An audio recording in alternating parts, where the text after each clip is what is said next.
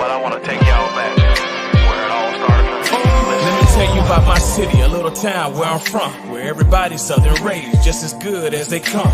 Backwoods and mossy oak and mud holes, and back then we only ate what the farm grow. Man, I miss some days how we played on them dirt roads, and out of towners came with respect, cause they know we all close. Yeah, southern pride, toting gun folks. Welcome to my city, I-75 South, just north of Live Oak. I'm from a city called Austin, Georgia, right on the border of Florida. I was raised on these dirt roads, mud tires, backwoods when they ride. This is small town living, yeah. Now welcome to my city, title town, 229, turn it up so they can hear it loud. We eddy up with big trucks and heavy G's, pretty girls with moonshine and whiskey. It's nothing like our dirt roads, you can bet that, son. I'm from a city, by any means, we gon' protect our guns. I hang with the rednecks and geekies. We get up in big trucks in the backwoods like Indians and teepees. This the home of the mighty, mighty Vikings. Wildcats, blazing, title town license. Winners, pretty girls with country grammar. When I say about Austin, Georgia, I ain't talking about Atlanta.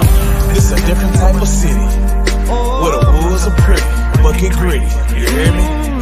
What you know about that 229? You can find us on the Florida, Georgia line, where I reside. I'm from a city called Austin, Georgia, right on the border of Florida. I was raised on these dirt roads, mud tires, backwoods when we ride. This is small town living, yeah. Now welcome to my city, title town, 229, turn it up so they can hear it loud. We eddy up with big trucks and heavy G's, pretty girls with moonshine and whiskey.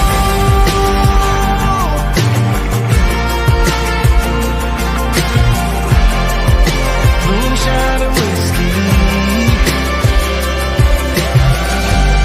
Some folks really don't understand how important it is and never forget where you came from.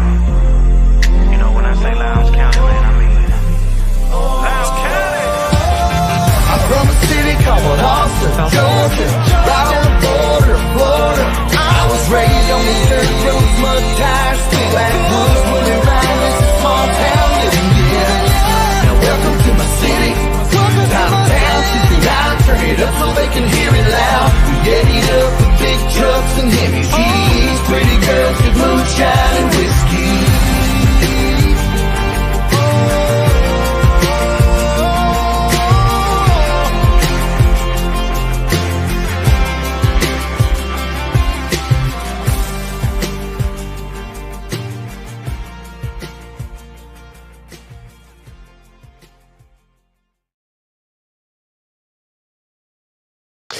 What's up, Title Town?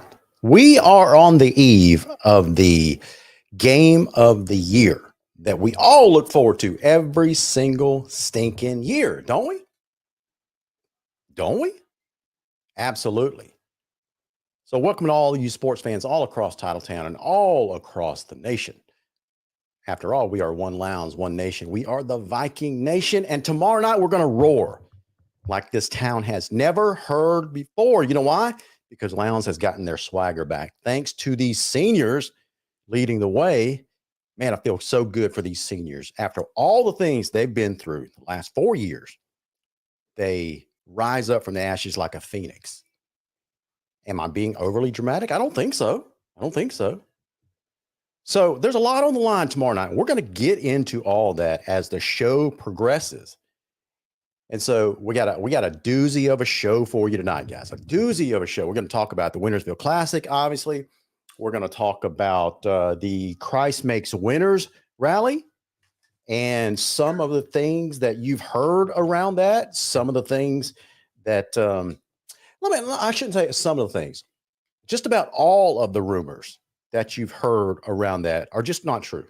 So I got it from the horse's mouth himself. So let me just go ahead and make a note to give you the skinny on that. Christ Makes Winners rally. Okay. And so then we have a fantastic giveaway tonight. If you haven't had a chance to get tickets yet to the Winnersville Classic, this is the place for you tonight. This is the place for you tonight. Don't type anything into the comments yet, because I haven't quite set up the giveaway tool that I use. Okay. So it won't start collecting those things until I set that up. So don't let me forget to do those tickets. Now, what are we giving away tonight? We are giving away 3, count them, 3 Winnersville tickets on the home side sitting together. How cool is that? How cool is that? You can't buy these tickets anymore. They're sold out officially earlier today. Officially sold out. Oh, by the way, do you guys want to venture to guess? You know, I should have known this because I've been asked this many times. And the question was posed earlier today. It's like, how many tickets were actually sold? What is the capacity of Martin Stadium? Do you guys remember? Do you guys know the capacity of Martin Stadium? So if you do, if you want to take a guess, type it into the comments now. Okay, and I'll wait a few minutes while you get a chance to guess and put your comments up. So the question is, what is the official capacity? I'm not talking about how many people you can squeeze into the stadium shoulder to shoulder. What is the official capacity of the Concrete Palace? And that's including the Georgia Bridgman. Okay, that's including the Georgia Bridgman. So we'll get at that in a second. So what's going to happen tomorrow night? Is Valdosta going to win the 3rd Winnersville Classic in a row? Is Lowndes going to return to the swagger that we all expect from a Lowndes Viking football team? Right? So we're gonna get into that tonight, and we'll take your questions, your comments, your best memory of a Winnersville Classic. Now, I wasn't around these parts back in 1977 when Lowndes won their first Winnersville Classic. I don't even think it was called the Winnersville Classic back then. They won their first matchup with Valdosta, and up to then, Valdosta had dominated Lowndes. Remember, this series began back in, I think, 1968, right? And so Lowndes won their first matchup with Valdosta by a score of 7-2. Big credit to Joe Wilson in the game for, I guess, launching the Lowndes effort as far as football goes. So we'll get into some of your favorite Winnersville Classic memories. One of my favorites is, it was played at Bazemore Hyder, and it was the Travis Tisdale show. I think Lowndes won that game. What, 75? No, 75. So what was that score, like 71-35? I think that's right. So let's see who's checking into the show tonight before we proceed. We got some Cats, some Wildcat fans checking into the show tonight. All right, so let's go ahead. Claudia Mine, welcome back, Claudia. She's always a faithful watcher of the show. Lester Bunty. He says, I am pumped. Hope our boys are too. Ready to get it on. Go Vikings. Sean Pride says, hope Richmond Hill beats Colquitt. Prashant, listen, I'm glad you brought that up because later in the show, we're going to go into the different scenarios. There's 4 scenarios that could possibly play out tomorrow night. There's actually many more, but those are 4 main ones and none of the scenarios are looking at what if Tift County beats Camden. I'm expecting Camden to win that game. So that's why I didn't go into the scenarios. What if Tiff beats Camden? So, but there are 4 scenarios that I'm following for that may play out tomorrow night. We'll get into some of those details later. Daryl Britt, big Wildcat fan, checking into the show tonight. Daryl says, won't even matter. Valdosta will win the region. We coming. I hear you, Daryl. Echoing a little bit of Neon Deion Sanders with the we coming bit. And Knight says, go Vikings. Earl Carter Jr. says, he's guessing the capacity of Martin Stadium. Earl says 12,000. Okay, that's an interesting guess. 12,000.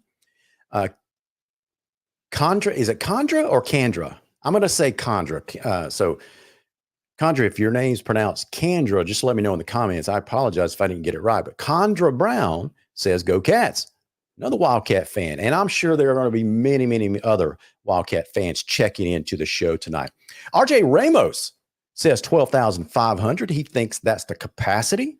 Daryl Britt says 15,000. Whew, man, that's a big old stadium, Daryl. I don't think it's quite that high. Casey Harrell says, Winnersville here, kitty, kitty. Jerry Safford guesses 12,500. And let's see. My mom checking in. Jerry O'Neill says Friday night is officially cat kicking night. I hear you, Jerry. I hear you, big cat, big Vi. I shouldn't say big cat. I hear you, big dog. Daryl says, and haven't been relevant since Tisdale and Brown left. Hasn't been relevant since Tisdale and Brown left. Well, Tisdale left a little bit before Ja'Cory Brown. And so haven't been, I guess your point is haven't been relevant since Ja'Cory. That really wasn't that long ago, Daryl, to be honest with you, right? I think, when did he leave? 2020? Oh, 2021, something like that. I can't remember. Zach Grage came to the Vikings as head coach when? 2021? No, Zach Grage came when, 2022, right? I think that's 2022. So Dion Rivers says Ja'Cory left 22. There you go. So see, Daryl, that wasn't that long ago, brother. So, but I get your point. It's a nice little friendly jab. David Behringer says 11,500. Deanna Rivers, how's everyone doing tonight? Greg Fender says 12,600 seating. Tierra Battle says, is it true Colquitt's Jay Lamar is injured? I think he's hobbling a little bit. It's questionable whether or not he's going to play tomorrow night. So, but I think, listen, they need that win. So I expect them to have all their weapons. And just this time of year, just about everybody's banged up. Everybody's banged up, right? Our tight end, Aiden Sifa, for the Lowndes Viking tight end, he's banged up. I'm hoping he's back tomorrow night. It's the Winnersville Classic. Regions on the line, or at least a shot at the Regions on the line for Lowndes. So I expect him to be back. Todd Robinson, Deron Foster, superstars really for the Wildcats, makes their offense go. I expect them to be back and play in that game. Now, if they don't, that's one thing, but you got to prepare as if they're going to be there. So, this time of year, everybody's going to be banged up. You're going to get there, but you're going to still get their best shot. And listen, being a former player myself, there's so much pride on the line that if you can possibly go, you're going to beg your coach to put you in just to test out the injury, right? And if it turns out you can't go, you can't go. But the pride that swells inside a player just forces them to at least try, right? So Drake Roberts, Big Shotgun says, yes, Grage came at 22. So there you go. So Ja'Cory graduated in 21. Then it's a little over 12,000. Drake says, okay. All right. So here's the official capacity numbers with and without the Georgia Bridgman. With the Georgia Bridgman, it's officially 12,500. Without the Georgia Bridgman, the capacity is 11,570. 11,570. That's how many tickets were on sale for this game. 11,570. And I'm happy to report earlier today, we officially sold out. Valdosta sold out of their allotment. So now Lowndes will live stream that game tomorrow night. So listen, if you want to get on here and fuss about the price of the live streaming, I'm not your guy. I can't do anything about that. Can't comment about it because I wasn't involved. No one asked me my opinion. I can give you what I think that number should have been. But listen, we can fuss all we want to about it, but it is what it is. And so if you can't, if you can't go, that's a great alternative. Now, I'm going to address actually the $29 amount, not how it was reached, that kind of stuff, but why that is actually still a really, really good deal. Okay. So until then, let me go ahead and bring on our two super fans. I got both of their attention as soon as I said that. Our super fans. So let's go ahead and bring them onto the screen. Armand, how are you? Man, look, boss, let me tell you something. Tell me. Let me tell you. Matter of fact, I can show you better than I can tell you. All right. If you want to know how I feel about these Vikings, if you've been watching this show for the past two seasons, and every time I came on here, I had something to say about something. But this is how bought in I am. I'm all the way in. You ready for this? This is what I'm wearing Friday night. I'm jealous. Right? Love it. listen.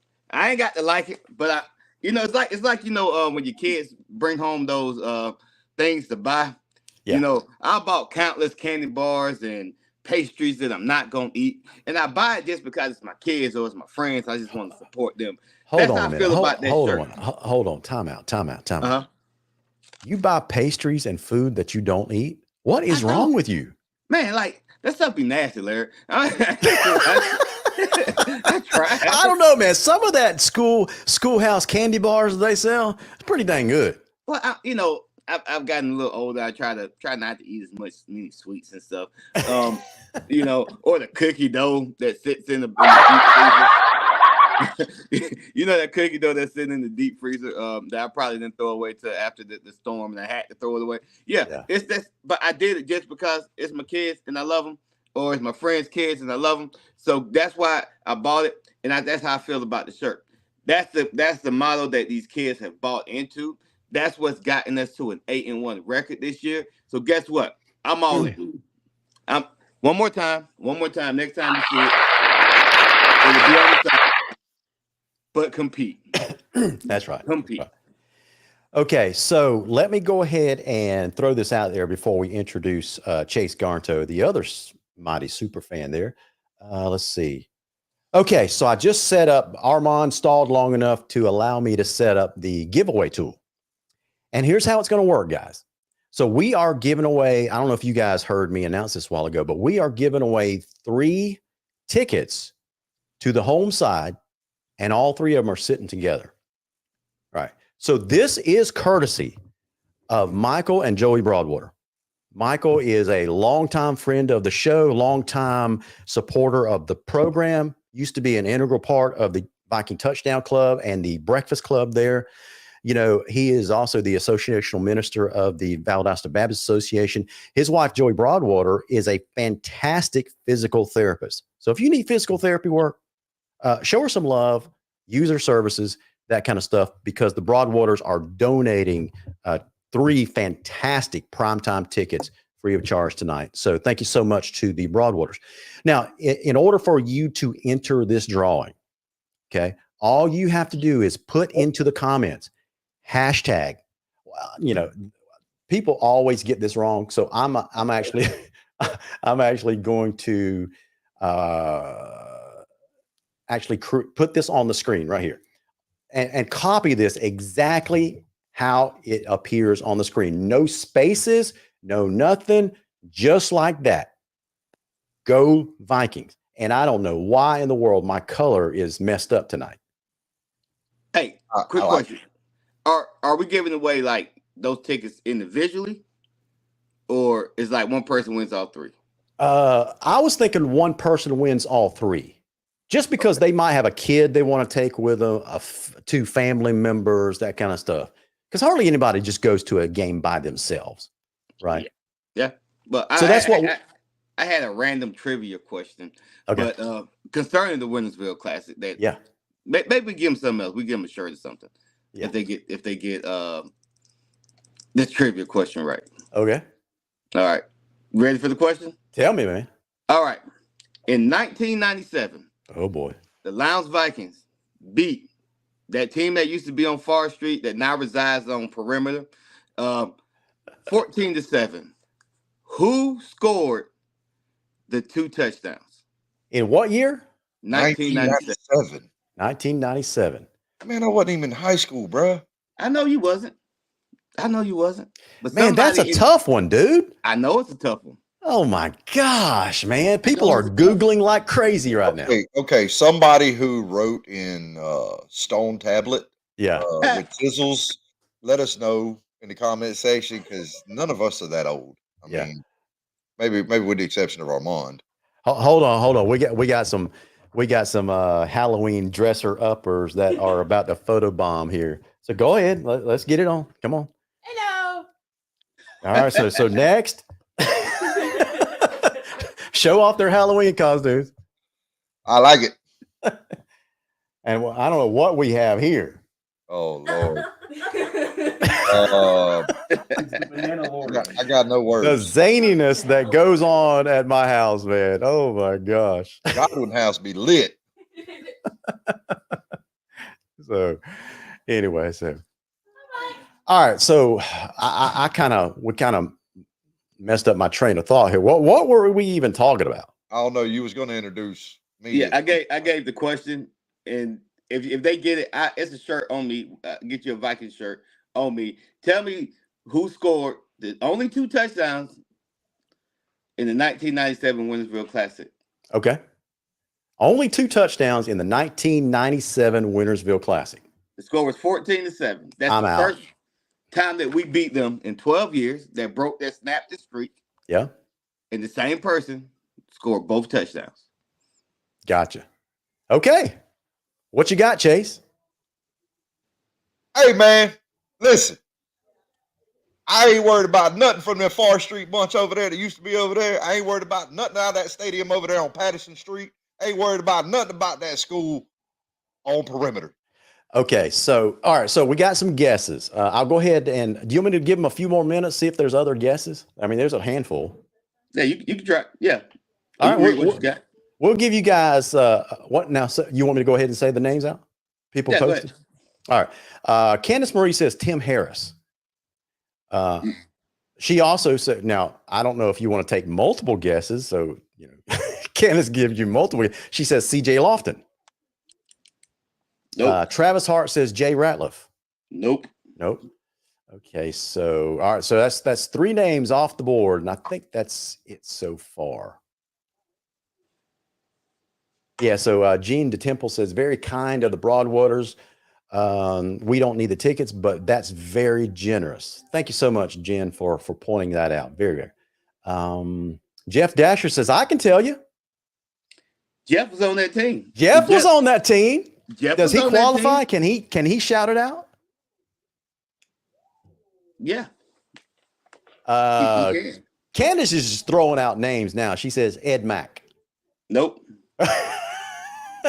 Was it a running back or a wide receiver? Travis Hart says he played offense.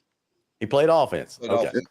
That's all. All right, so if you guys want to keep on guessing names, and hopefully by the end of the show, somebody will guess that name. So here's a hint. Here's a hint. There's actually 2 answers to the question. Oh my gosh, man! Listen. Hey, Chase. I probably went a little further back if it was me, but that's just me. Chase, you want to explain to Armand the principle behind giveaways? It's to make it easy so people can win. Well, see, I would have probably made it easy and hard all at the same time. See, if it had been up to me to come up with a trivia question, I'd have said, okay, in 1970, I think it was 72. Yeah. First time Lambs beat Valdosta. Yeah. That was in 78, 77. Okay. The score was 7-2. Okay. How did Lowndes score? 7-2. Was it an interception? Yep, I think it was a pick 6. It was a pick 6. Yeah, that's what I thought. Buck Bellew threw a pick 6. Yep. So I win. Okay, so mine is the easiest contest of them all, because all you have to do is type in the comments #GoVikings, and we're going to do that draw at the end of the show. But here's the deal. You got to be watching at least at the end of the show when we do the drawing. So I'm going to present the winner on the screen, and then you got maybe a minute or so to say, hey, yay, thanks, that kind of stuff. But and if you don't, then we'll just draw again until someone does give a shout out saying, hey, thanks so much for the tickets. Okay. All right. So, all right. We'll get back to Armand's question in a second. But guys, here's the deal. Is Valdosta going to win their 3rd classic in a row tomorrow night? Yeah. Or is Lowndes going to return to their rightful place on the throne of T-Town? Lowndes by 50. Tell him, Armand, Lowndes by 50. Vikes by 50. Oh my gosh, you guys are cracking me up. You're cracking me up. Look, it's fitting to be like Lowndes fitting to be like the Oprah Winfrey show. Yeah. You forget a touchdown. I don't think touchdown. Listen, Thomas get a touchdown. Slash get a touchdown. Jay's throwing for 500 yards. Oh my God. Listen, y'all are feeling giddy tonight. I can tell you feeling giddy tonight. Man, look, them Vikings is walking with swagger. They playing with swagger. And look, I had a guy who I respect his opinion immensely tell me, he said, look, he said the best thing about Lowndes right now is, he said they're playing with confidence, but they're not cocky. There is a difference. He said, and that's what makes them dangerous. He said they believe in themselves, but they're not cocky. That's right. Yeah. So, hey, listen, can y'all hear some music in the background? I just want to make sure my microphone's not picking up, because my office there's like 2 big windows right to my right. And right on the other side of that is our front porch. And, we're having trick or treating tonight in the neighborhood. And so all these kids coming up, my wife and daughters, they just love Halloween. So they're out there partying with some loud music, giving candy away. So y'all may hear that music from Sound the Same.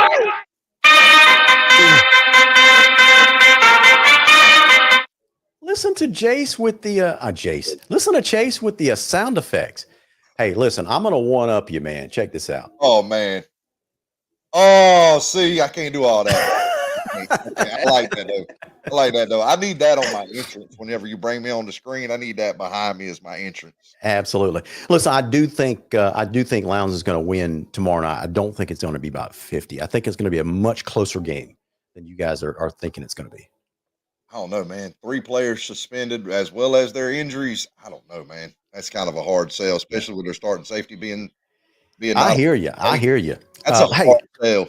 Yeah. Let me get into a couple of more serious topics related to the Winnersville Classic. One was yesterday. I was driving back from Dublin, Georgia, up there in Vidalia, seeing some customers. Hometown.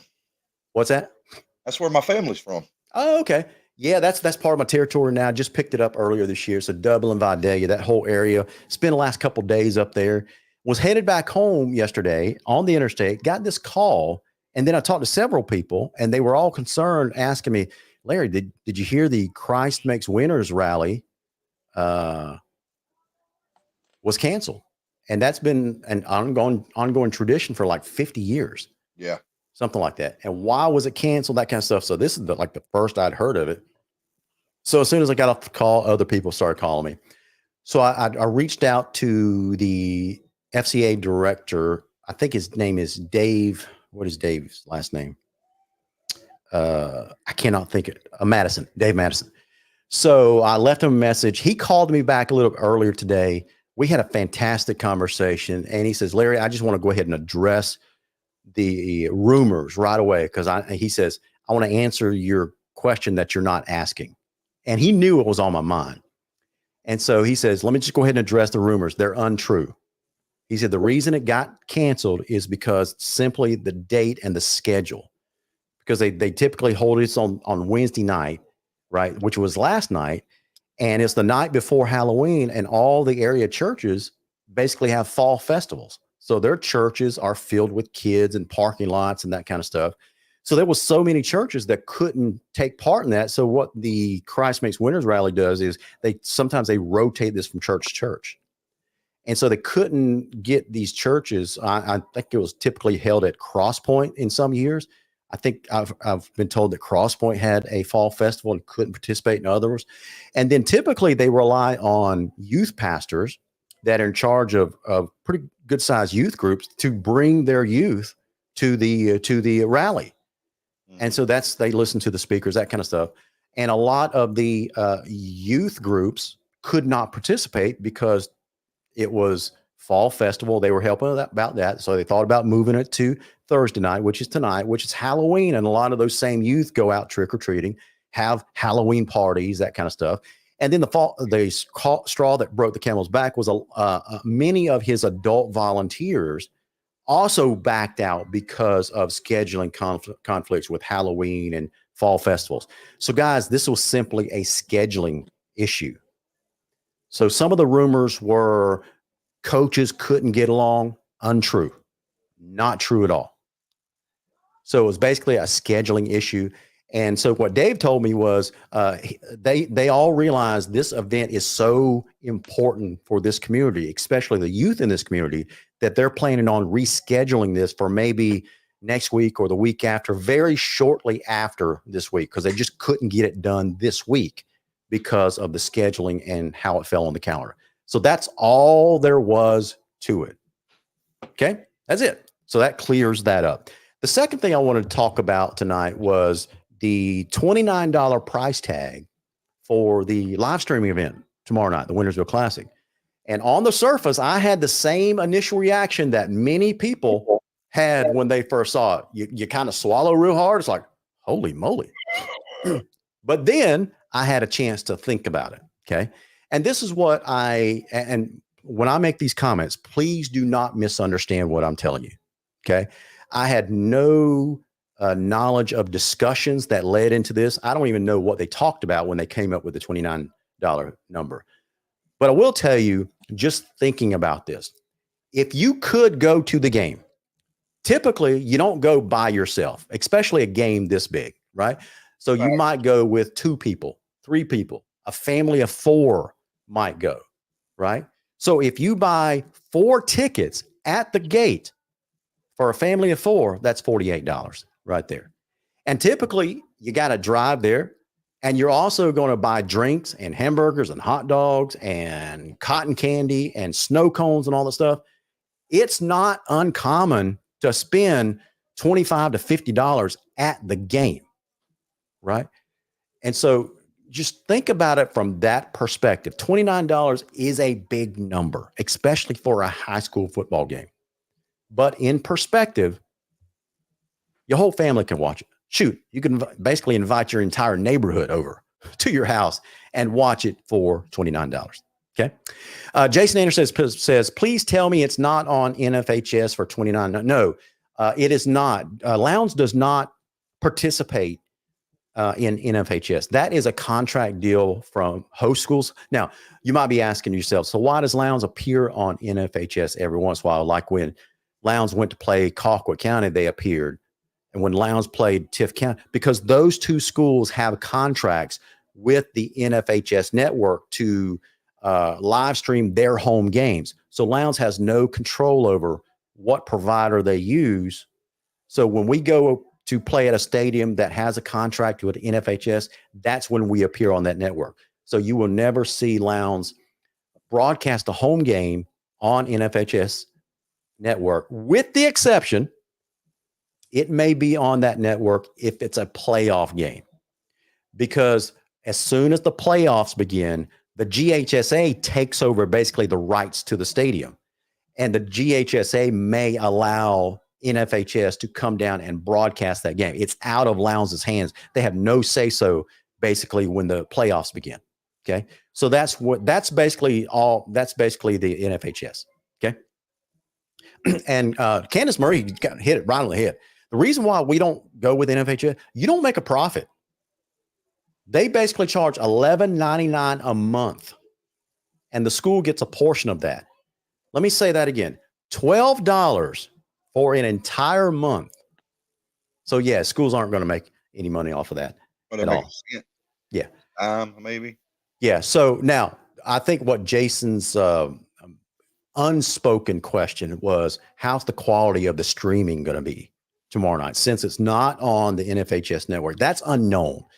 I think they're using a provider that I'm not familiar with, so I can't speak to the quality of the stream. I'm hoping that it's high quality, given that it's a $29 price tag. That's probably the number one thing that they probably need to be on guard for tomorrow night, is to make sure there are no buffering issues, right? Because that's when people get upset. When you pay, when you pay $10 online and you run into buffering issues, you're going to complain about it. But certainly if you pay $29 and you can't watch it because it's buffering all night, that's when people get really, really upset. So I'm pretty confident they've been testing this throughout the season. So I'm hoping that you don't really get into quality of streaming tomorrow night. So we'll just have to wait and see. But $29 by itself is not a bad deal at all. Okay. Hope that answers those 2 topics. All right. So let's go ahead and go back to the comment lines, see what people are talking about. I think Travis Hart just answered your question, by the way. Vincent Burns. Nope. Nope. Vincent Burns. Okay. Jeff Dasher said that he was no longer with us, RIP. So I got to agree where Travis's logic was. Yeah, I see that. So, are there any other answers? I don't see it. Okay, I'm trying to see if there's any other names. There's a lot of comments scrolling out of my. Let's see. Alvin Strickland. Nope. Nope. Dang gum, dude. Ed Mack. Nope. Oh, we already said that one. Okay. Bull. Nope. Nope. Okay. Then I officially have no idea because I would have me either. Said all those names. I got nothing. Listen, when I give it to you, if y'all give up. No, don't give up yet. You got an entire show to go. Don't give up. I'm gonna take a shot. I don't even. I'm just shooting for the fences here because I'm like. Tell me, man. Tell me. But he ain't dead. But Randall Godfrey. Nope. What? Man, I was shooting for the fences, bro. Wow. I was just throwing names out at this point because I don't know. That was. I'm gonna see if I can Google it real fast. Scored touchdown. Okay. Oh shoot! I thought I had it, but the pages has already been taken down. All right, so let's talk about some other things. Let's talk about some other things that are on the agenda for tonight, guys. Obviously, the region runs through Titletown tomorrow night, right? As it should. Valdosta can win this thing outright. So what I'm going to do is put up the 4 scenarios that could play out tomorrow night. Okay. So here's the current standings as we sit right now. All right. So Lowndes we just put them up there, 3-1, Valdosta 3-1, Colquitt 3-1, Richmond Hill 2-2, Camden 1-3, Tift County 0-4. So Tift County is the only team that is mathematically eliminated. Yes, Camden County still has a shot. Okay, so here are the scenarios that may play out. So here is scenario 1. What if Lowndes wins, plus Colquitt wins, and Camden wins? Then you see in the next column how the seedings would shake out. Colquitt takes the region because of a head-to-head tiebreaker with Lowndes, right? So they both end up 4-1, and Colquitt beats Lowndes, so they would take the number 1 seed. Lowndes would go to the number 2 seed, Valdosta, the number 3 seed at 3-2, and Camden, the 4th seed, providing they beat Tift County. And so they would be 2-3, but also Richmond Hill is 2-3. But so that position would go to a tiebreaker as well. And Camden beat Richmond Hill head to head. So that's why Camden would take the 4th seed and Richmond Hill would be out and Tift County would be out. Okay. You got it? All right, so that is the first scenario. Scenario number 2, what if Lowndes wins and Colquitt loses? What would the scenario be? You see the middle column. Lowndes would take the region at 4-1. Check this out. Richmond Hill would then be the number 2 seed because they would have a 3-way tie with Valdosta and Colquitt at 3-2. Richmond Hill beats Valdosta and Colquitt head-to-head. They take the 2 seed. Then it goes to a head-to-head between Valdosta and Colquitt. Valdosta wins. They take the 3rd seed. Colquitt takes the 4th seed, and Camden now is pushed out. Okay? So Camden are big Colquitt County fans tomorrow night. They do not want they do not want Richmond Hill to win. Okay? Here's the 3rd scenario. What if Valdosta wins, plus Colquitt wins, and Camden wins? Then this is how the region would shake out. Valdosta would win a head-to-head tiebreaker with Colquitt because they won that game. Valdosta takes the 1st seed. Colquitt takes the 2nd seed. Lowndes would fall to the 3rd seed. Camden, by way of a head-to-head tiebreaker over Richmond Hill, would take the 4th seed. Then it's rounded out by Richmond Hill and Tift County. One more scenario to play out for you. What if Valdosta wins and Colquitt loses and Camden wins? Valdosta would take the region. Then there would be a 3-way tie between Colquitt, Lowndes, and Richmond Hill for the 2 seed. Then the region tiebreaker, since all three teams have beaten each other, and that is Colquitt beats Lowndes, Lowndes beats Richmond Hill, Richmond Hill beats Colquitt. So it's a three-way tie. So you would go to the region tiebreaker, and I've defined it over there on the far right-hand corner of this right-hand side of the screen. And the region tiebreaker is this: points allowed against not just the teams involved in the tiebreaker, but all region playoff teams. Okay. So points allowed against all region playoff teams. So that means you have to also include the scores that you gave up against Valdosta. Okay. Does that make sense? So who holds the region tiebreaker right now? Well, we don't know yet because the games haven't been played tomorrow night. I said right now. Oh, right now. Right now, we don't know. Nah, LG knows. No. You just can't say a tiebreaker is someone's in the lead there. If the season was to end right now, who would win that tiebreaker? Who's allowed the most? Who's allowed the least amount of points? Meaning that if you we're going to discount tomorrow night's game. Yeah, if you didn't play tomorrow night's game, who holds the tiebreaker right now? Yeah, well, we can't because they wouldn't be tied without tomorrow night's game. I know you missed. So I guess what he wants to know who's allowed the most points. Oh, okay. Yes, there you go. Thank you. Gotcha. I don't think LG understood the question. Yeah, I did not understand the question. All right, so let's add it up for a second. So Lowndes has given up. Well, shoot, that's going to take a little bit more number crunching. So how about this? A little bit later on in the show, you two has a segment that you can talk about the game, and I'll do some fast number crunching. Is that all right? Yeah. Okay, we'll do it. We'll do it that way. Okay. All right. So those are the four scenarios that we possibly run into. Oh, I don't know where that picture came from. Oh my gosh. Look at those two fellas right there. How did that slide get in there? You guys are looking dapper in your younger age. You dog, we was pimping back in the day, bro. Bruh, they couldn't mess with us, man. Had to slip that one in there. Travis Hart says Lowndes holds the tiebreaker. We don't necessarily know that because Lowndes has given up 35 points to Colquitt County, right? We'll just do it right now. Okay, so Lowndes has given up 38 points to Colquitt.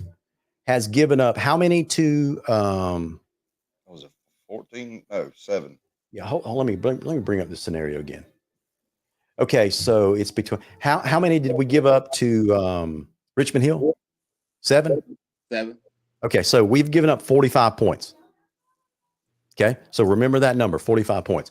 Colquitt has given up 35 to Lowndes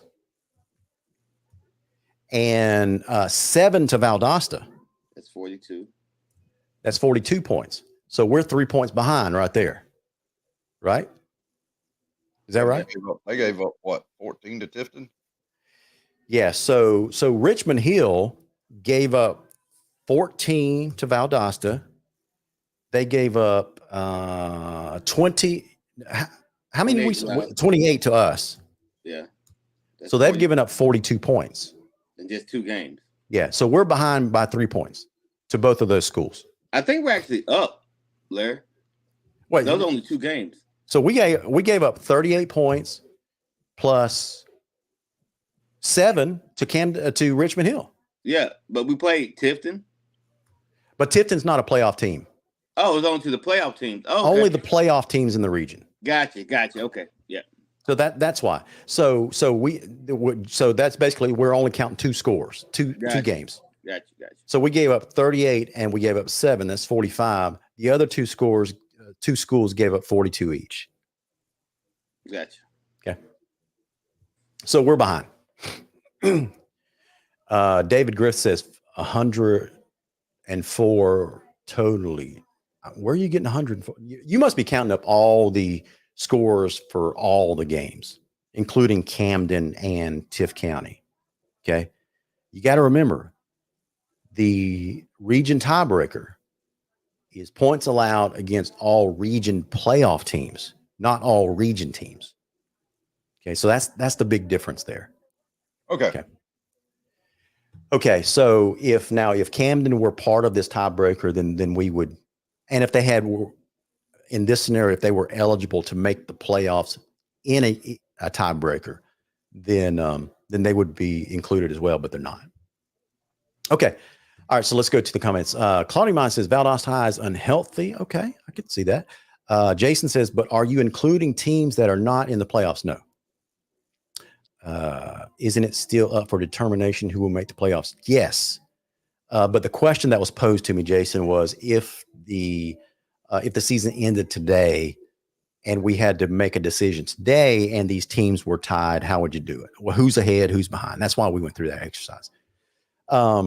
Travis Hart says, I thought it was all region teams. That's not what I've been told. I can show you the text. Now, if this administrator at Lowndes is incorrect, I don't think he is, then we may have to retabulate. But that's what I was told. Okay. Okay, so those are the scenarios that may play out. Let me ask you guys, given the not playoff games, but given the region games that we've had this year, whether it's against Camden or Tift, and I have to include Tift in this picture because even though they're winless in the region, their quality of football has been impressive this year under Jeff Littleton. Oh, absolutely. They have pushed every team they played, right? They lost to Richmond Hill, I think. What did they lose to Richmond by? 21-17? Something like that. They lost to Valdosta by what else? It was I can't remember that. It's 14-7. They played Colquitt County very, very close in a higher scoring game. They played Lowndes very, very close. That game was in doubt even into the second half. So Tift is one of those rising teams. So even including Tift, what would you grade the Lowndes offense this year from the very first game to where we are today? On a scale of 1 to 10, what score would you give the Lowndes offense? A 10. Okay. A 10. That's I mean, dude, a big number. That offense was lackluster last year. Let's call it that. Okay, so I'm not asking you to compare it to last year. Just this year's performance. You still give it a 10. Oh, yeah, dude. That offense lighting it up, and they are absolutely lethal. Okay. I was Armand, how would you grade the offense? I give him 8.5. 8.5. Yeah. Now you are getting very, very precise. Yeah. I'm not sure what went into your calculation of the 0.5, but I like it. Well, if you round the 3, carry the 2. I rounded up, LG. You didn't say we couldn't round up. But I rounded up, man. But here's how I would characterize the Lowndes offense this year. And I was talking to a pretty big Valdosta fan just yesterday, and we both came to the same conclusion. When you take a look, and this is going to sound weird when it comes out of my mouth, but this year, out of all the offenses in the region, Lowndes is the most balanced offense when we're talking about runs versus passes. Yeah, maybe number of play calls, yeah. Yeah, but I think that number is skewed because like the first 4 or 5 games of the season, we're up by 30 points going into the fourth quarter. So all we're doing is running. Later on in the region, we've had to pass a little bit more. But overall, though, I think Lowndes does have a nice mix of pass and run. The only gripes that I might have is the type of runs they've called as in certain situations. Yeah, but that's not on the players; that's on the coaches. So, yeah, I mean, listen, I gotta agree, but at the same time, I think it's more 65, percent pass than it is. It's a lot more pass heavy than it is run heavy. We had this conversation last week, LG. Yeah. It's a lot more pass heavy, which is a breath of fresh air for Lowndes. Right. Immensely. It's a joy to watch. It's a sight to behold. And I really like where this offense is at right now, especially heading in to Winnersville Classic. They're healthy. Jace is playing great football. Jalen is absolutely torching people if they want to man up on him. Trey Thomas is not Trey Thomas, but Jaquan Thomas is an absolute problem. He sure is. Road Dogg is toting the ball very well in spurts. Marvis is Marvis, man. I mean, that's just I don't even know what to say to describe that kid other than he reminds me of Cordell Stewart. But and then you got Desmond Frazier, he's like trying to tackle a rolling truck sometimes. Yeah. Now this is what I mean when I say the most balanced offense.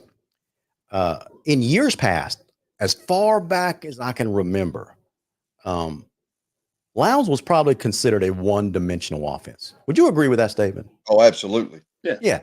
You basically plan for the run, and on occasion, you're going to get a pass, right?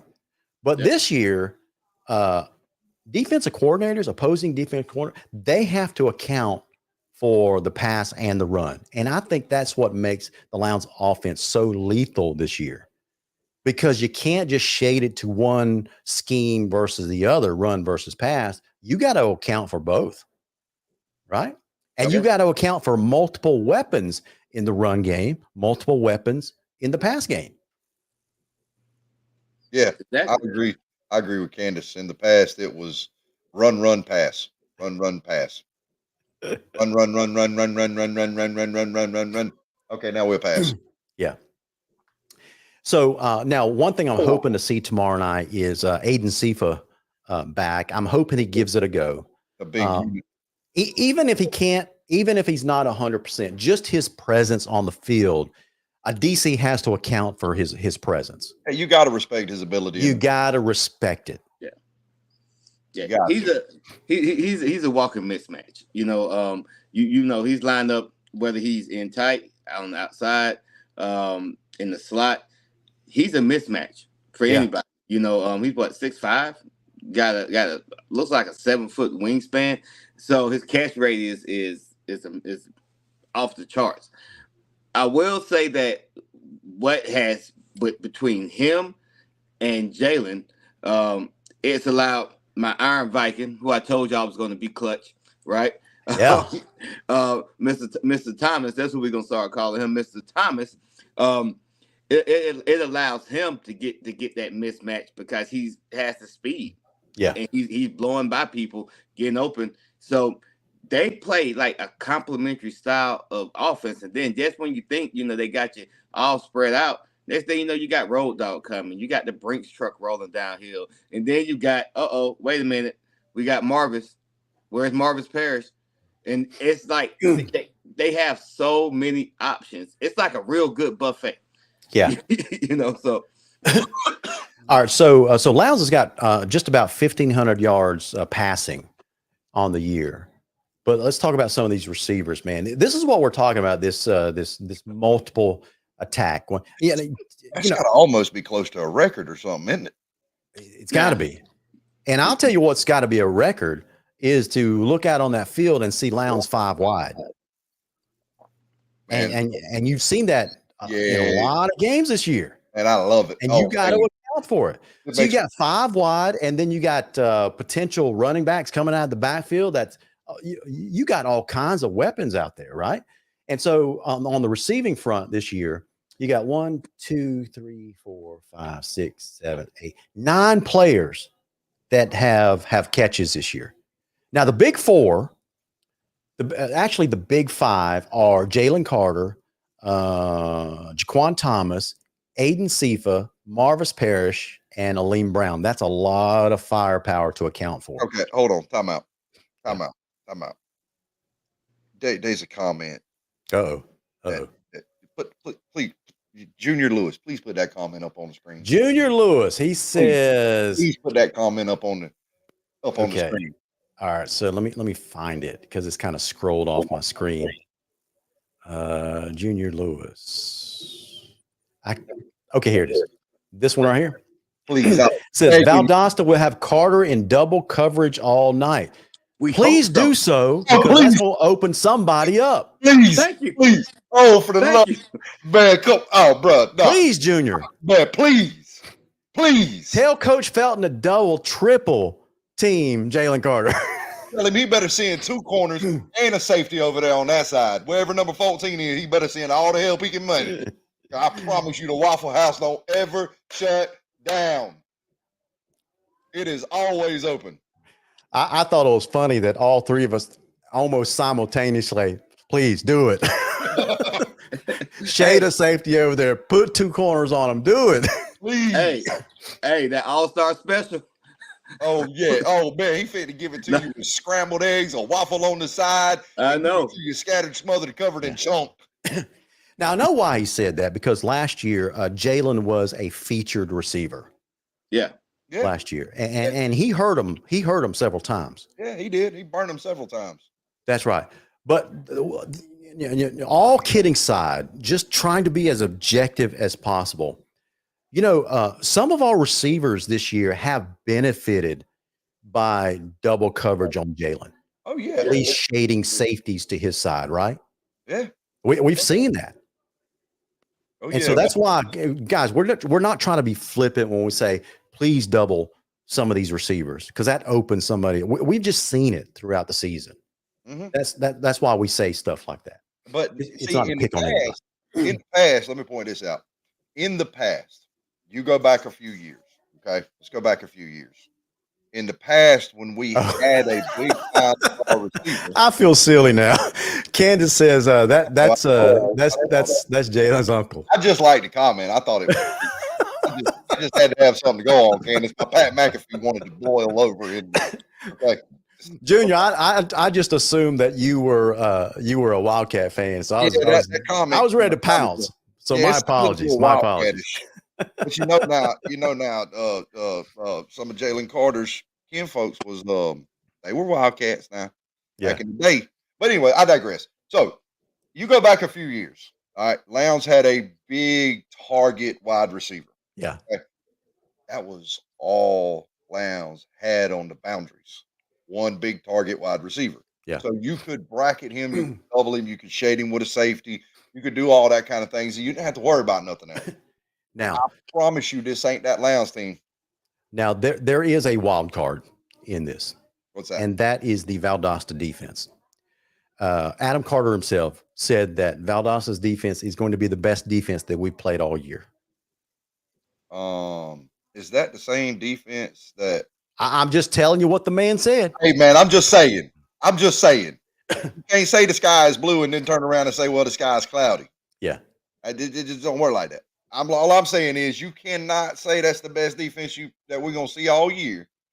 But that's the same defense that gave up all them points to Richmond Hill. I can't explain that game because I didn't watch the whole thing.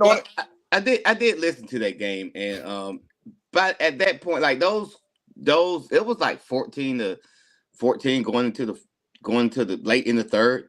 I was listening to it on the radio, and then a couple of mistakes, and Richmond Hill they broke the game out. Yeah, wide open. They scored like 2 late touchdowns, with like less than 2-3 minutes to go. Okay, so that's kind of what happened. But Valdosta's defense is good, and it's been good for the last since Coach Felton's been there. To be completely honest with you, however, this is the best offense that Valdosta has faced all year. Yep. Yes, absolutely. So how about that? Like it still flips, right?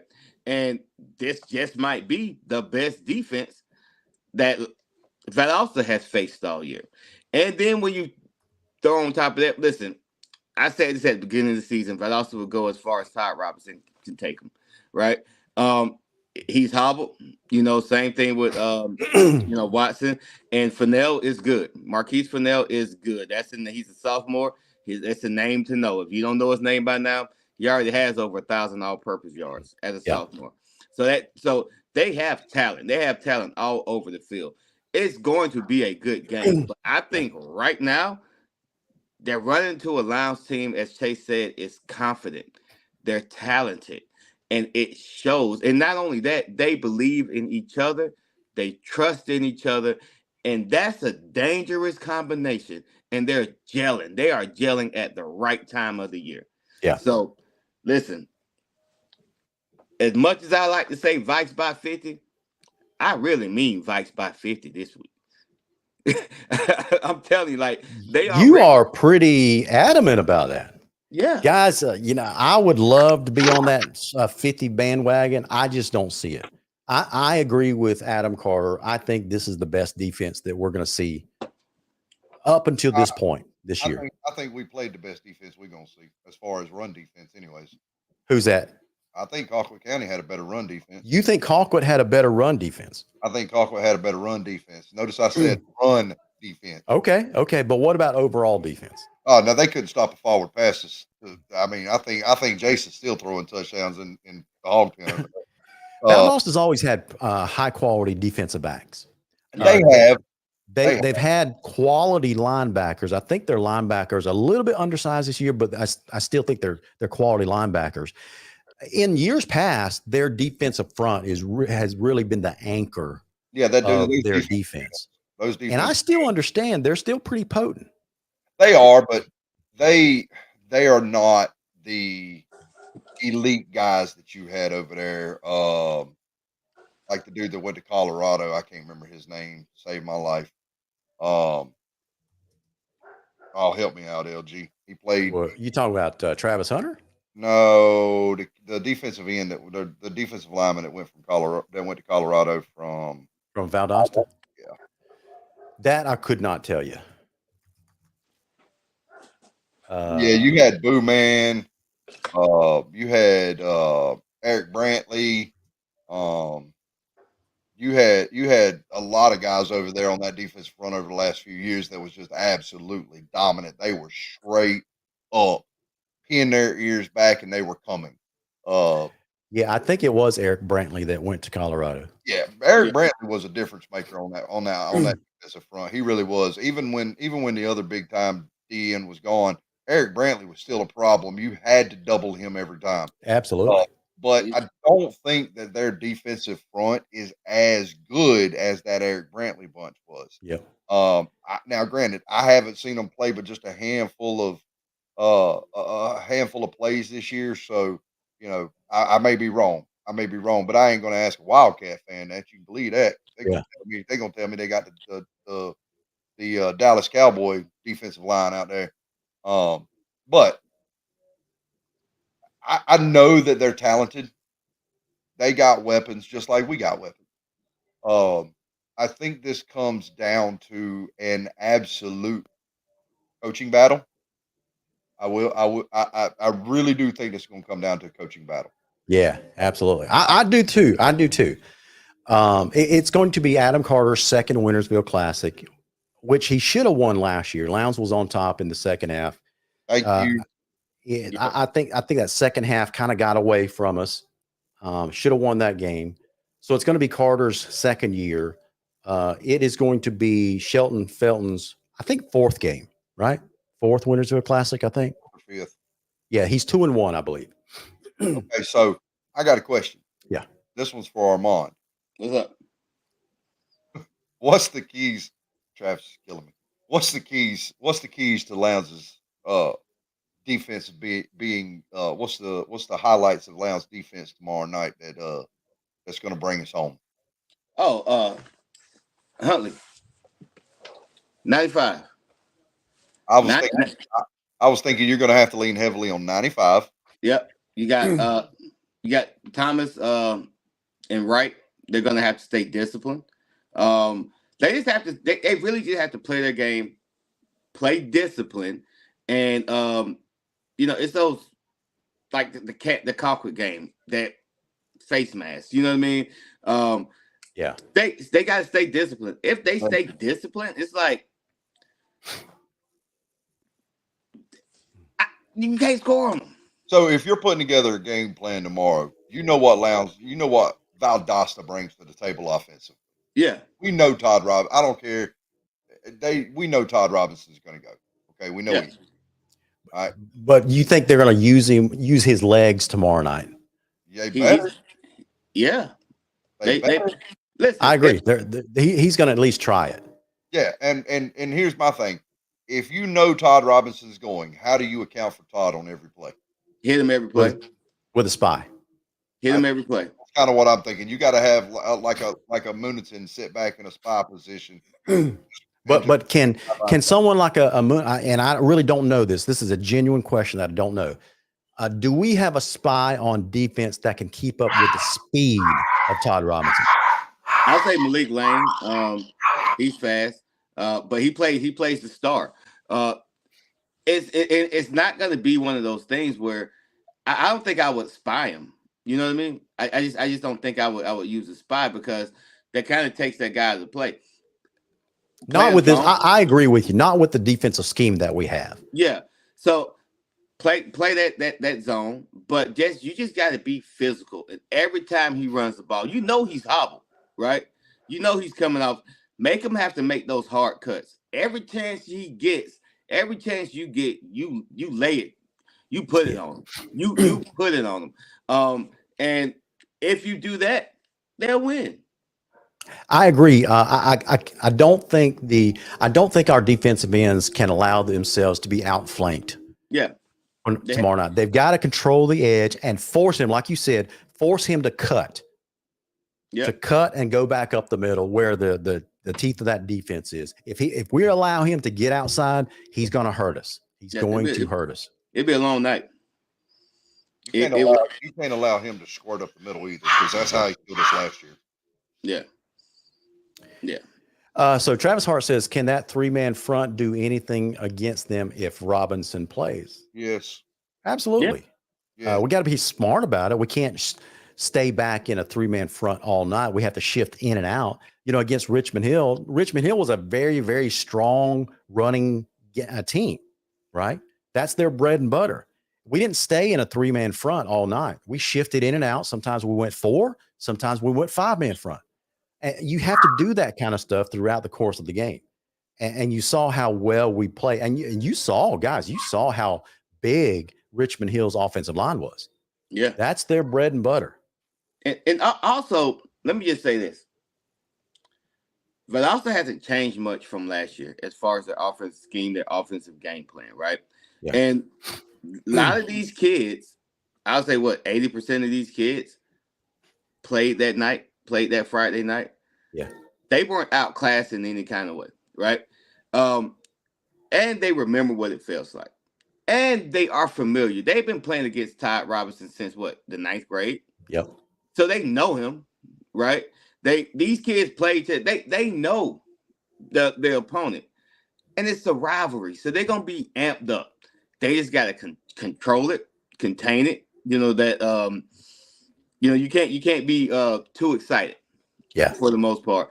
If they're able to do that, listen, just looking at what we've seen all year, Lions should win this game. Is it going to be closer than 50? It maybe. But if Todd Robinson ain't a go, it's definitely Lions big. Yeah, so who asked the question? Junior Lewis asked, who's number 15? That's Jaden Stallworth. So he's a outside linebacker. I think senior outside linebacker, number 15. I think all those guys are going to be playing sky high. Now, here's what I'm looking for tomorrow night. In this game in particular, you're going to have both teams so sky high emotionally, that adrenaline is going to be flowing when that game starts, probably in the first 8 to 10 minutes of that game. But that's when adrenaline starts to wear down. And then you get into the ebb and flow of a traditional game, waiting for the next momentum shift via a big play. So when that adrenaline starts to fade, then that's when the true character, the true physicality, and the athletic ability of players really start to take over. So that's the moment that I'm waiting for, because in the first couple of series, you're going to see some hitting harder than you've ever seen in your life until that adrenaline starts to wear down. Who can handle that emotional high better? Because you can do a lot with emotional high, but you can also hurt yourself if you're so emotionally high that you don't stay composed, right? Yeah. So that first 8 to 10 minutes is the key that I'm looking for in a game with all the emotional aspects surrounding this game. Look, here's the thing. We know how to handle the emotional high. We went and played in the hog pen after a very emotional 2 weeks for Lowndes. Yeah. As a whole, those kids were amped up coming out. We saw it. It lasted Larry, about maybe minute and a half, 2 minutes into the game. Yeah. Then immediately they settled back down and they were playing good football. Yeah. So our bunch is well composed as far as that goes. So I give my nod to Lowndes for that one. I think Valdosta is going to come in feeling like they got to prove something. I think Lowndes comes in with the mentality of this is our house. We don't have to prove anything. We just got to beat you out the back door. Yeah. And that's exactly what we're going to show them. We're going to introduce them in the front door. We're going to put them out the back door. Yeah. So in this particular game, and I've seen it every year as far back as I can remember, some team early in the game attempts a trick play. Yeah. Who's going to run it first tomorrow night? Valdosta. You think Valdosta is going to go trick? Okay. Yeah, they're gonna get desperate. I'm gonna tell you. This is what I expect. I expect Valdosta to. They're gonna try to some type of play action. That's what they're gonna try to do. Double pass. Yeah. So they could. The way I see it is they are going to. I think this is how Valdosta sees Lowndes' defense. They're an improved defense, but they haven't seen a run attack like Valdosta is about to bring to them. So I think they're going to test because listen, they watch this show just like every other person does in this county, right? They watch the show. Their fans watch the show, and they've heard people like us and other fans, that kind of stuff, complain about the 3-man front. They see it on game film. So I think they're going to test that front of Lowndes early and often tomorrow night to prove to them that they can stop Valdosta's run. Yeah, but this is I think Colquitt's, that tandem they had at running back in Colquitt is as talented as any other team in the state. Yeah. I think so. And so in the second half, I think they're gonna be all right. I think they're gonna be all right. Did you guys see the answer in the chat? Don't give it away. I put it in our personal. Yeah, I did. I haven't seen anyone write the right answer yet. So you want to go ahead and reveal it? Well, yeah, but I actually sent you the play. The names? Yeah, I sent you the names, but also earlier in the week I sent you the play. I don't know if you were able to. The plays in the chat. You sent me the plays. Hey, hey, in the chat. Oh, let me. In our group chat. in the comments. You got another guess. I don't know what plays are you talking about? Don't worry about it. Larry, I sent you video. Oh, the videos. Yeah. Let me see. You guys talk amongst yourselves. Let me see if I can cue that up. You'll see the one. It should be a number 6 in it. All right, let me see if I can find it real fast.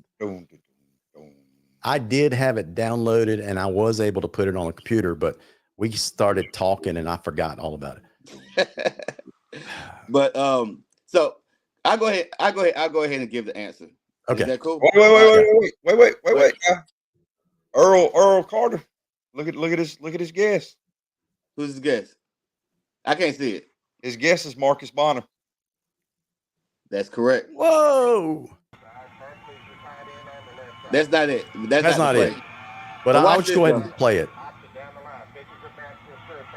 What year was this? That's 97. 1997. Okay. You see number 9. You see me. Look at us. We amped up on that play. Let's see what else we got. All right, y'all keep talking. I gotta find it. Hey, listen. Man, look, I'm telling you, Valdosta's gonna try that double pass, bro. I feel it. I feel it because that was the reason I say that is it's because that was Randy McPherson's go-to play in the Winnersville Classic. Yeah. He'd always run that double pass right out of the gate. And it wasn't a sign of desperation. It was just because Randy wanted to do that for whatever reason. Yeah.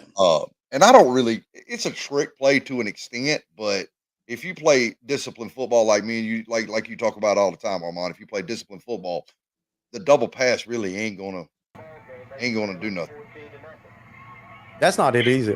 No, this isn't it right here. Oh, look at that. Look at that. Yeah. That's Taylor Mitchell. Ooh, that was nice. That was Mitchell. nice. All right, it's got to be the last one then. It's the last one. It's the last one. So the quarterback was Brandon Coward. Yeah. Brandon Coward, the Marcus Bonner, and this is just one of the plays. But that was the play that really set the tone that night. And little did we know that it was big plays. It was big plays, both made by Marcus Bonner that set it up. So rest in peace to Mr. Bonner and his family. And shout out to Brandon Coward, whose wife might be watching. But yeah, that when you roll it, it was a thing of beauty. It was a thing of beauty. And shout out to Randy Arnold for getting me the film. So who's gonna be the Iron Viking to watch tomorrow night? Is this it, Armand? Yeah, that's it. That's it. This all is right, it. Do a play-by-play for us here. All right, we got Marcus Coward. He rolls out. He has Marcus Bonner. Look at that. Oh man, they're so excited. So excited. Look, that was a beautiful pass. Hey, that kind of looked like a Jace to Carter type pass right there on that little post route. Oh my gosh, man. Let's run that again. Yeah, man. Like, and at the time, like we primarily lined up in the shotgun, but against them, we did a lot of 12 personnel split back because that defense was good. That defense was good. Ooh.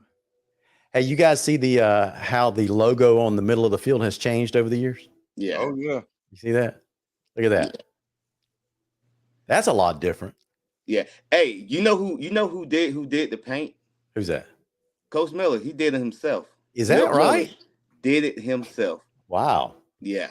All right, so Jeff Dasher says, I gave the answer to Larry a long time ago, plus gave him the QB, but I was going to give someone else a chance. Larry should have looked at his phone.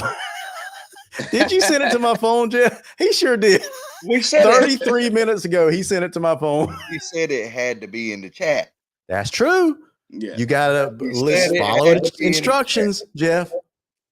Don't worry, Jeff. I got you too, man. Larry's real big about. You see my cat. Larry's real big about these rules, though. Okay.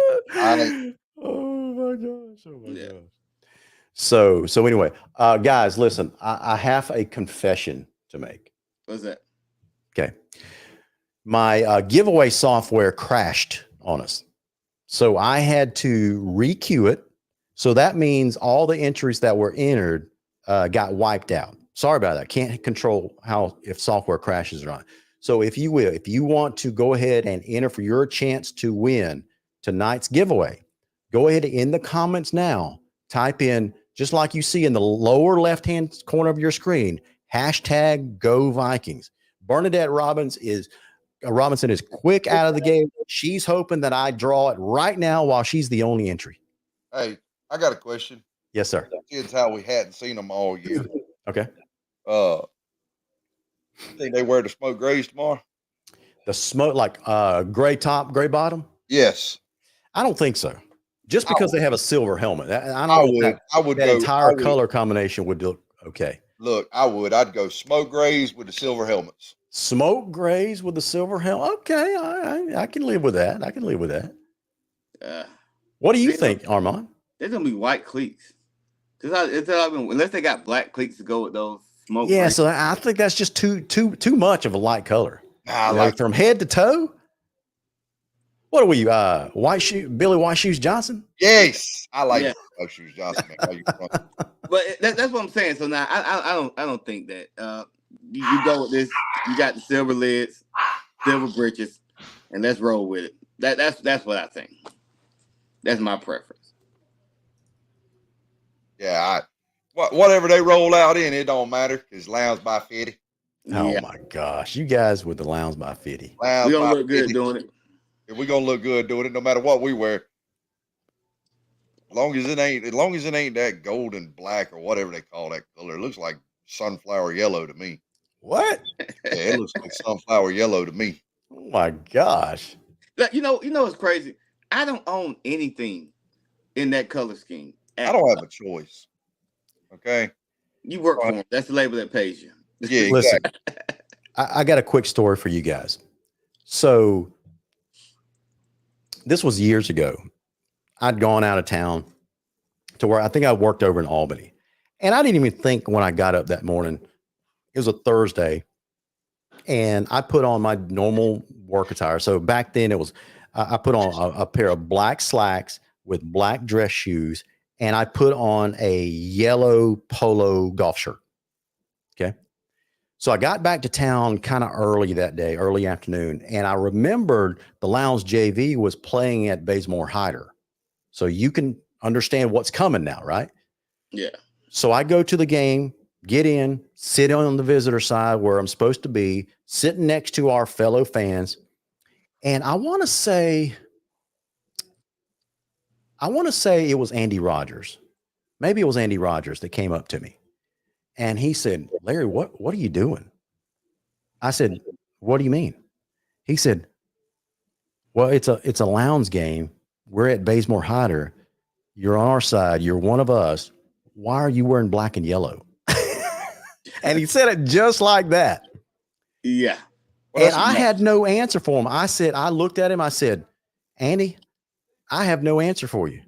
All I can tell you is I was stupid when I woke up this morning and didn't even think about this game today. So Larry, anyway, that's my black and yellow story. Larry, let me tell you. So, and my wife, she will attest to this. My nephew is his senior year. He's playing at Valdosta High. They get shirts made, right? And she says, I got you a shirt. I said, oh, for real? What is it? I look at it, right? It got his name and but it's Valdosta, right? I put the shirt, I politely folded it up and I said, listen, I don't need anything else to wash the car with. I handed it back to her. Yes. I said, I wear black. I took my black Georgia shirt, put that on, put on my dog hat, and I went out there and I rooted for him. But I refuse. I refuse to wear that color scheme. I hear you, man. I really want to root for Tom, my boy up there in Pittsburgh, the Pittsburgh Steelers, Tomlin. I want to root for him. I think he's an amazing coach. I want to root for the Steelers, but I can't buy the gear because I think people will think they will confuse it with that team that used to be on Far Street. So I just kind of, root for him. Listen. Hey, LG. Yeah. I know you got that. I know you got that video of the band playing in front of the Concrete Crazies. I know you got it. Listen. I know you got it. This is the Viking Nation. I know you got it. And you can't have a Viking Nation without the Georgia Business.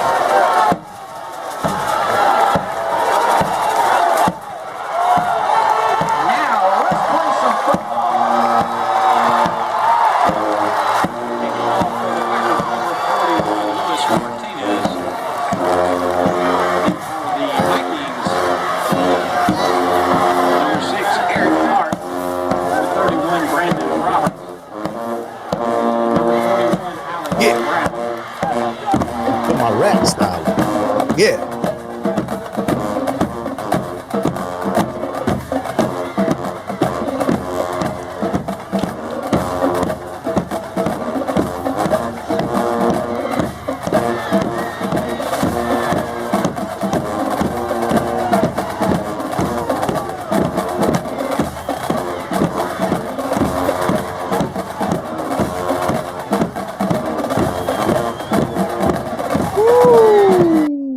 Man, oh man, that gets me pumped up. I'm ready to go. Man, ready to go. I'm telling you, it's going to be a rocking in the palace. That's right. Hey, let's talk about rocking in the palace tomorrow night as we close out the show. Guys, if you're just now joining us, where you been?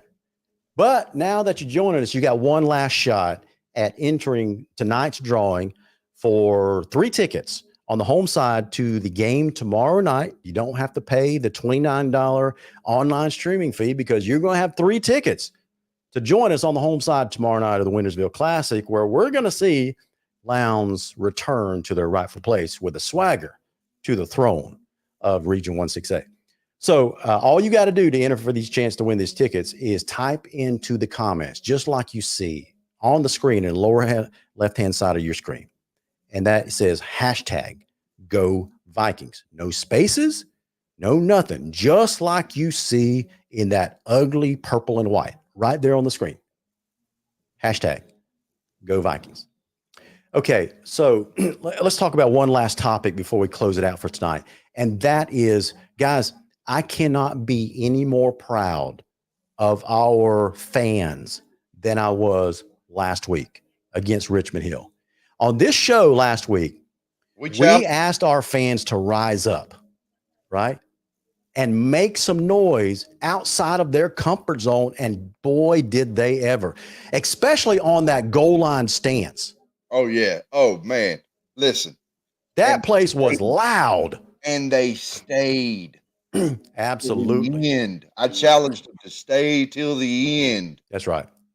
And they stayed till the end. I appreciate it, Viking Nation fan base. I really do. And I know those boys looked up there and they really appreciated it. Absolutely, man. So absolutely. So we're going to need you tomorrow night as well. There are going to be some natural times because you're going to feel emotional during the course of that game, and they're going to be big third downs. You're going to get loud and on your feet and raucous. But guys, then you're going to calm down, that kind of stuff. We don't need you to calm down tomorrow night. You can be loud for as long as that game goes. This is the Winnersville Classic, and it's at our place. That means we get home field advantage. Let's take advantage of that home field advantage. You know, we talked about having almost 12,000 paying tickets. Valdosta probably got about 2,000 tickets. So that means we've got 10,000 Lowndes fans there. Let's make sure those players hear from all 12,000 fans throughout that entire game.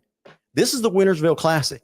It's all hands on deck, all hands on the Viking ship, rowing those oars and helping our players out. So what do you say? What do you say? Mom of Mr. Waffle House has a question. Okay. What's her question? She says, will we have the new announcer? You know, that's a great question. You know, Matt Malone did such a great job last week. He brought the energy. That place was rocking. Yeah, he did. I love it. I don't know. I don't know the answer to that. I hope he's there. I hope he's there. Do too. But I want to say this. Steve Sains is a fixture. He is almost an institution there behind the PA microphone of the Concrete Palace. So when we brag on Matt, we're not taking anything away from Steve. No. Matt just did just a different style of PA announcing last Friday that fans just love. So I think both guys do a great job. Matt just had a little bit more energy that fans just responded to. That's all. And here's the thing. It's kind of like, for a long time, that and this is no stab at the current group at all, but when I think of the voice of the Vikings, it was Wes James. Yeah, okay. That was my voice of the Vikings. He was a staple for a long time on that radio show. Yeah. And I used to tune into the radio show just to hear Wes, right as the Vikings were coming out of the tunnel, hear him yell, "Stop, look, listen, here comes the mighty, mighty Vikings." Dude, that was the greatest intro in the world for those kids, man. And they didn't even get to hear it, but the rest of the fans all over the country got to hear it. Absolutely. Absolutely. As much as a staple as he is, he knew that it was time for him to move on and give the younger generation a go-to thing. Eventually, everything runs its course and everybody moves on due to age or whatever. So, you know, don't think that nobody's trying to take stabs at Steve's at things, because he's a staple. He's always been there. I literally grew up maybe 3 blocks away from Martin Stadium. Yeah. So I used to hear him all the time from my grandmother's house. Yeah. All of the games when I didn't go to the games because, let's face it, I was a knuckleheaded teenager. But I'd listen to him and you could hear the Bridgeman. The Bridgeman would be rocking I'm talking about you could feel it through the walls. That's how loud the Bridgemen are. That's right. But you know, it's no stab at him. That's what I want the fans to understand. It's no stab at him. But Matt Malone brought a different level of energy, and I loved his. I agree, Candace. I love his third down. Man, he brought it. I mean, he sounded like he was right.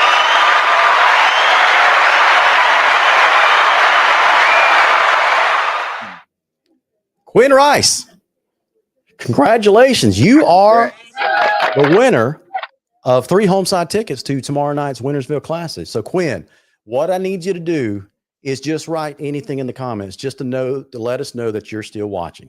And we'll give you a couple of minutes to do that as we kind of try to close out this show. But unless I hear from you, Quinn, then we'll have to redraw. And don't forget now. What's that now? Now, Larry, you got to take a picture with the winner. When you give them their tickets, you got to take a picture with them. Absolutely. Hey, I got a challenge for the fans.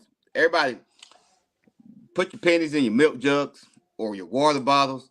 I don't know what to tell you, but bring some kind of noise maker. Absolutely. Let's make it difficult for them, not just on third down. I mean, first, second, every down they got. Let's make it difficult for them. Even if you got to just grab some change out of the car, buy your water from the concession stand, drink it, then drop your change in it. Whatever you got to do to make noise. If you don't want to scream, do it and bring it. Because I'm telling you right now, there is nothing like hearing about 12,000 people screaming and rooting for you. So y'all did that for me when I was a senior. Let's do that for these boys right here. And let's stop this streak. The streak ends this tomorrow. And let's just go. Vikings all night long. Whatever you got to do, make noise. I'm so excited. I can't wait. I feel like I'm about to suit up. I'm telling you right now. I'm fired up, Larry. Absolutely, we are. Yeah. Yeah. So, all right. So I'm kind of in a conundrum here. So we set out the rules early on that said that the winner of the drawing, and I'm going to put this up for an audience vote here. Okay. So I said up front that the winner of the drawing had to be on the show, or at least watching show, by the time we did this drawing. And we're going to give them a couple of minutes to check in with us just to make sure that they were still there. But I'm being told, I don't know who Quinn Rice is, but I'm being told that Candace Marie says, give them the tickets no matter what, because they're part of the Lowndes State Championship 04, class of 05. So my heart goes out to if we got a player there, right? So I'm going to leave this up to the audience. Should we require Quinn to check in with us, or it's like, hey, let's just hook him up with the tickets? What do you guys think? Say yay or nay. Yes, hook him up with the tickets, or nay, oh, there we go. Quinn Rice checking in. Good. Cause I was about to say, that woman gave us the Waffle House. Jalen, let her be the first lady of the Viking Nation. And if she said it, I'm with it. So Candy, I'm riding with you anyway. Yeah, so we don't even have to worry about that now, because you saw me put a timer up on the screen, 3-minute timer. You had 1.5 minutes left, and Quinn checks in with us with about 1:30 left. And so, Quinn, congratulations. I will reach out to you via Facebook at the end of the show and just let you know where we can meet sometime tomorrow. And I'll be able to give you those tickets and take a picture with you and post it up on the Viking Nation. So congratulations. Glad to have you on the home side tomorrow night. Hope you enjoy the tickets. And man, great job being part of that 014. Yeah. Hey, I saw Jeff Dasher's shirt, and who else? What's that now? Oh, Jeff Dasher, and who else's shirt? I cannot remember, man. My Sometimers is kicking in. So I can't remember. Mine kicked in too. Look, if you won the question, just hit me up. Shoot me a message on Facebook. Say it was me. Earl Carter says me. Dre Carter, Jalen Carter's daddy. Oh, okay. Oh, yeah, too easy. I got that. All right. Hey, speaking of Armand, listen, if you need a car, go talk to our boy Armand here. He can hook you up. The dude is doing a fabulous job down there at Langdale Kia. Absolutely. New used car. If you need a ride, he can provide a ride. Why buy from everybody else? Go to a name you can trust. Like that's right. Yeah, y'all come on down. Look, all jokes aside, I took this job so I can help people. And right now, I'm telling you, right now, there's nobody within a 300-mile radius that's selling cars as cheap as we are. Ooh. Brand new cars that are coming with a 5 and 60 and a 10 and 100,000 mile powertrain warranty. Right there. Listen, it ain't your granddaddy's Kia anymore. Come look at these cars. Drive it like you stole it, as Cass Birch likes to say. But drive it like you stole it. And yeah, y'all come see me. You need a new car? Yeah. Hit me up. I got you. Yeah. Jeff Dasher says he says he's good. Just give it to somebody else. All right. I'll pick somebody. All right. Guys, that's gonna wrap it up. Armand and Chase say Lowndes by 50.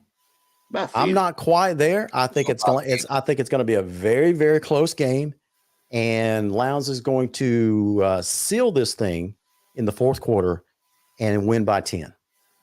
That's the way I see it. Hey, I'll tell you what, though. I will say this, like earlier, we said it was going to come down and it was going to be a coaching battle. Carter versus Felton. My money will always go to the head Viking. I got you. I hear you. Always bet on the Viking. Because guess what, baby? You playing in Martin Stadium and the house never loses. Absolutely. Absolutely. Yeah. And listen, I love Coach Felton. I love what he's done for that program over there. He stepped in when it was a lot of turmoil, and he's done an outstanding job with those young men. However, I'm a Plowboy. I'm a Viking through and through. And on this night, Vikes by 50. Vikes by 50. Love it. Love it. All right, so we are going to roll out of here tonight.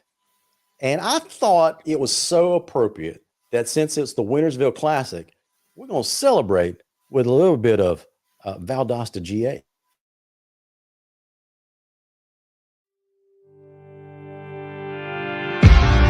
You know, there's a lot of people that make it out and forget where they came from. But I want to take y'all back where it all started. Let me tell you about my city, a little town where I'm from, where everybody's southern raised just as good as they come. Backwoods and mossy oak and mud holes. And back then we only gave what the farm grow. Man, I miss some days how we played on them dirt roads. And out of towners came with respect, cause they know we all close. Yeah, southern pride, towing gun folks. Welcome to my city, I-75 South, just north of Live Oak. I'm from a city called Austin, Georgia, right on the border of Florida. I was raised on these dirt roads, mud tires, spin backwoods when they ride. This is small town living, yeah. Now welcome to my city. Title town, 229, turn it up so they can hear it loud. We eddied up with big trucks and Hemis, G's, pretty girls with moonshine and whiskey. It's nothing like our dirt roads, you can bet that, son. I'm from a city, by any means, we gon' protect our guns. I hang with the rednecks and geekies. We get up in big trucks in the backwoods like Indians and teepees. This the home of the mighty, mighty Vikings. Wildcats, blazing, title town license. Winners, pretty girls with country grammar. When I say about Austin, Georgia, I ain't talking about Atlanta. This a different type of city, where the woods are pretty, but get gritty. You hear me? What you know about that 229? You can find us on the Florida, Georgia line, where I reside. I'm from a city called Austin, Georgia, right on the border of Florida. I was raised on these dirt roads, mud tires, spin backwoods when we ride. This is small town living, yeah. Now welcome to my city. Title town, 229, turn it up so they can hear it loud.